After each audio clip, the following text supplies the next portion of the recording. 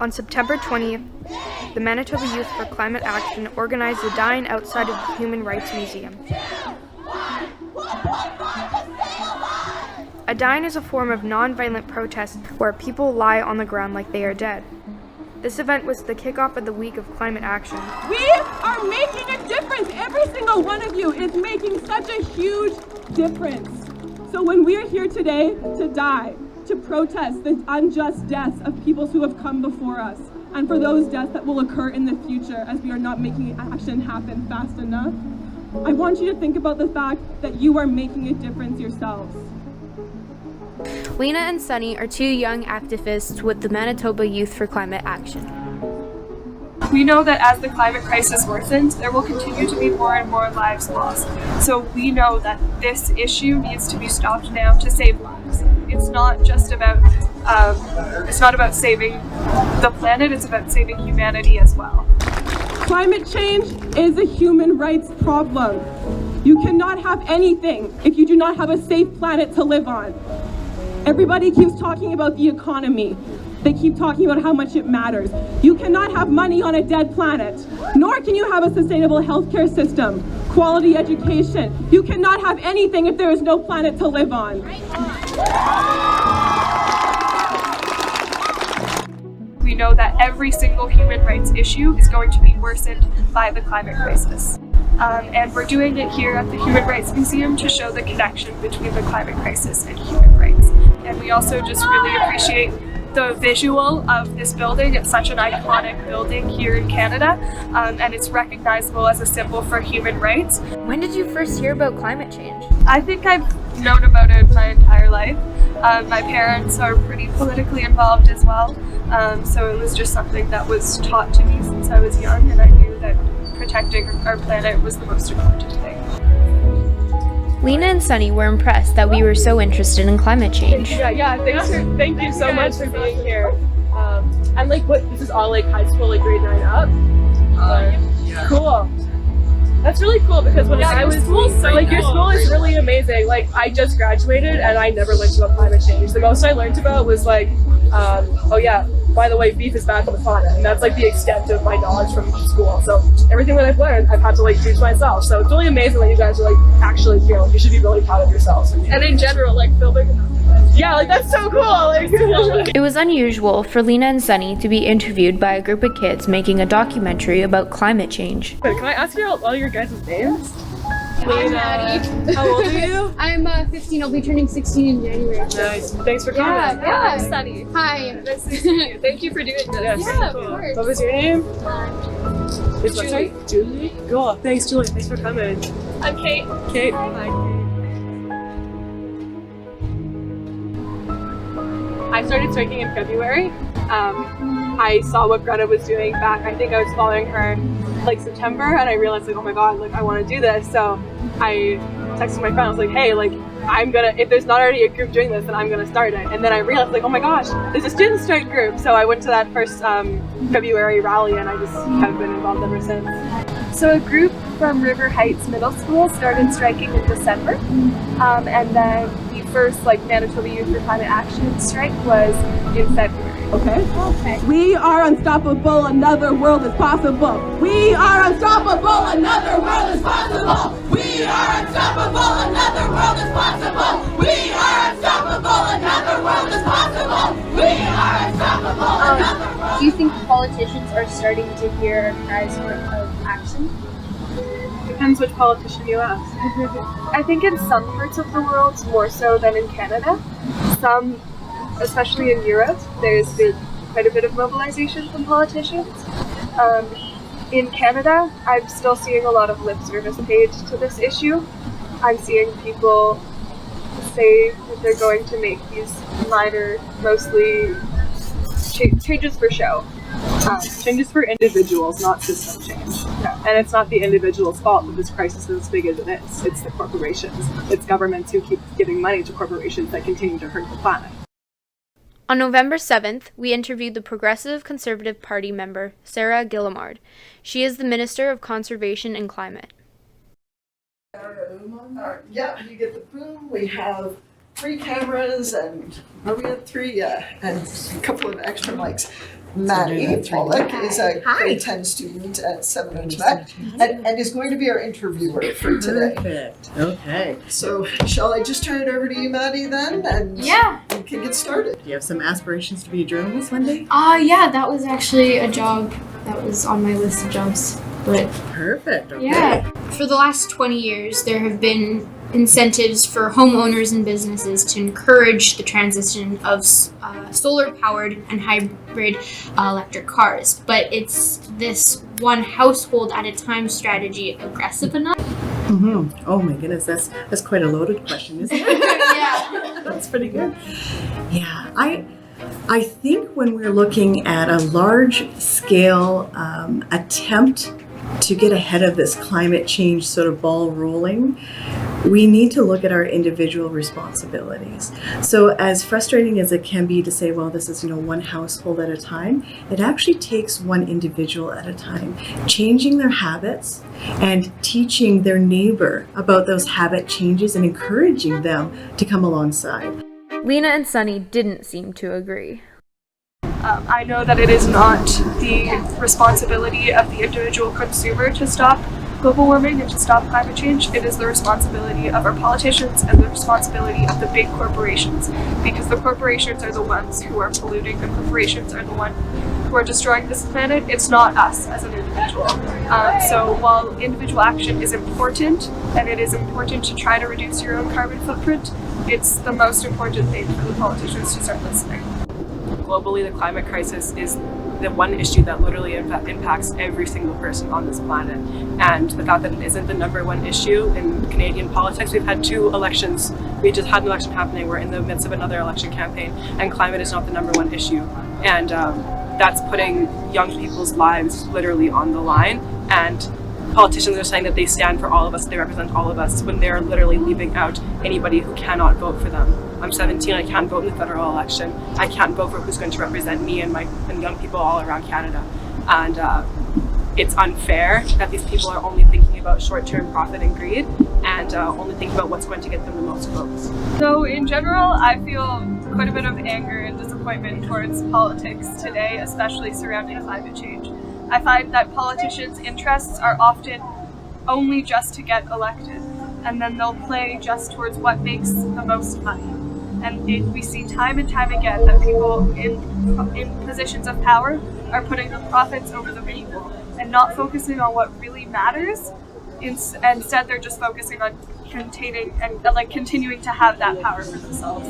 So I hope to see politicians start to look at the bigger picture and see what is best for humanity in the long run and start taking meaningful action towards solving this crisis.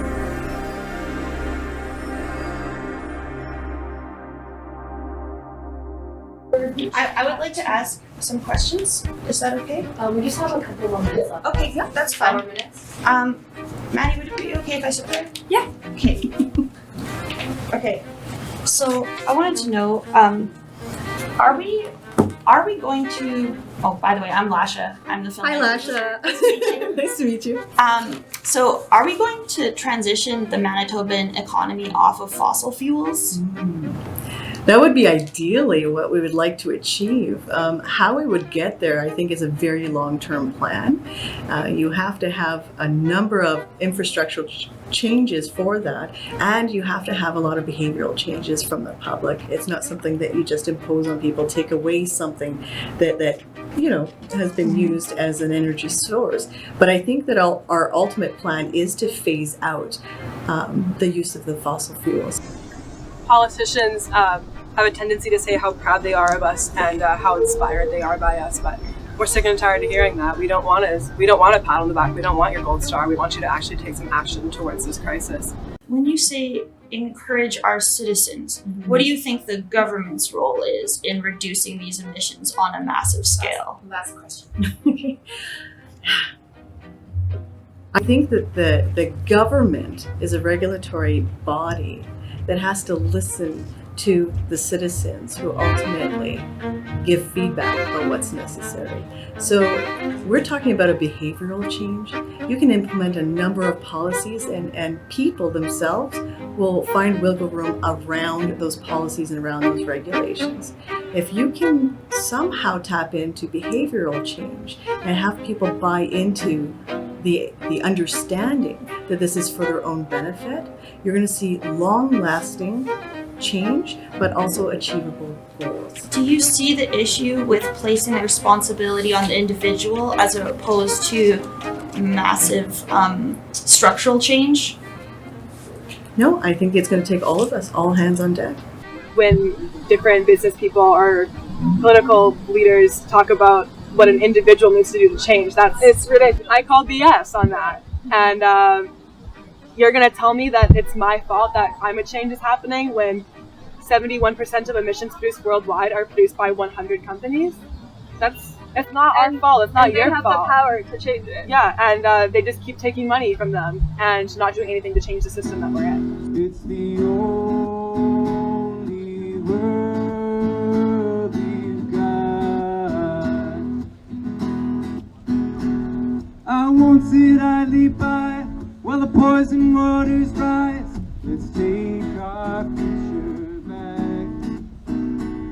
I won't shut up and be quiet while the world around me. Yeah. Are you also coming to the 27th of November? Okay, then you're good. Okay, so now you're talking about that. Yeah.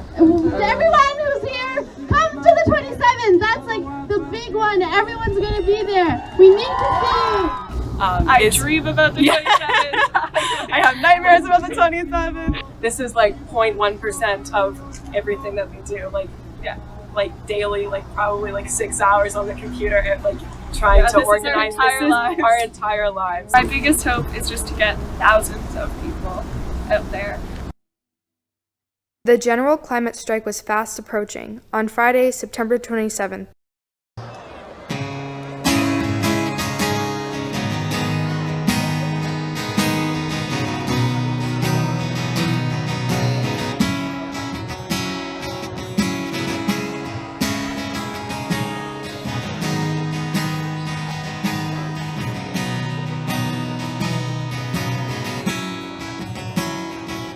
Oh, the vampire Alberta stalks across the money market. Nationally, we have 7 demands for climate justice. Our first demand is Indigenous rights. The United Nations Declaration on the Rights of Indigenous People in full, including Article 32, Indigenous people's right to free, prior, and informed consent. Demand number 2, protection for the most affected communities. Recognize Canada's disproportionate role in the climate crisis. 3 of environmental racism and subsequent responsibility of the protection of those most affected by climate change.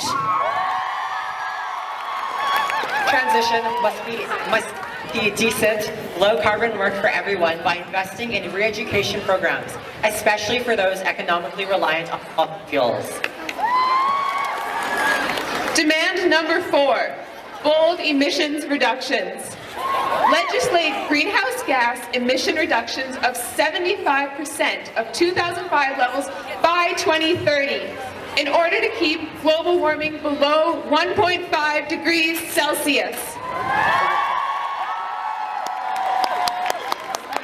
Number 5, separation of oil and state. Reject all new fossil fuel extraction or transportation projects.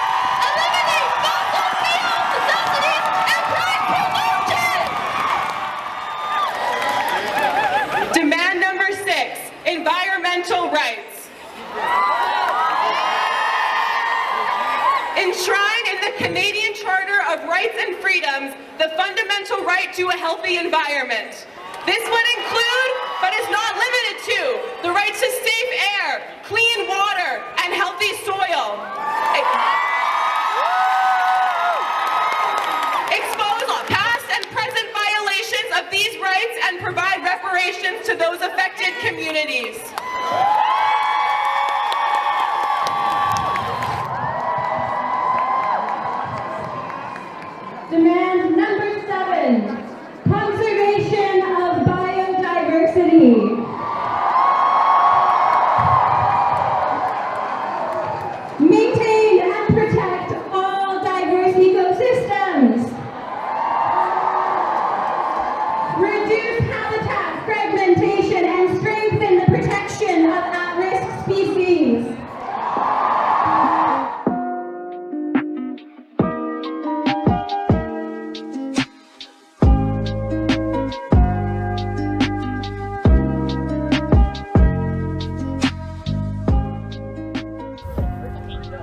So, why are you here today?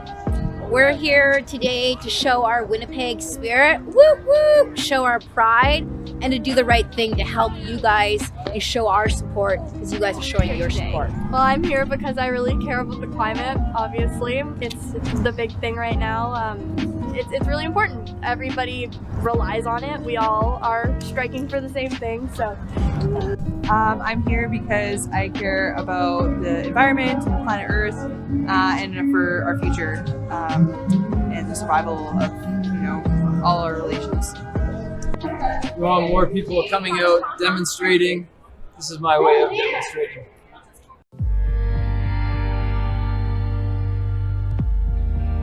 Police report that there was 12,000 people here.